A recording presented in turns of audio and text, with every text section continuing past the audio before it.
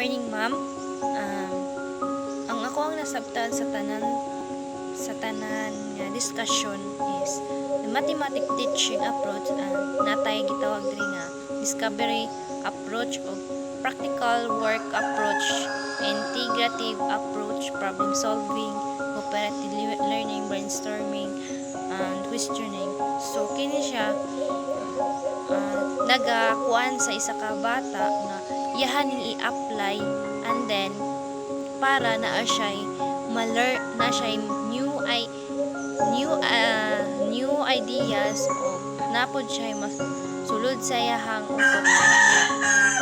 And then nata diri sa pedagogy sa lesson 2 natay multi-intelligent, visual, physical, and social, and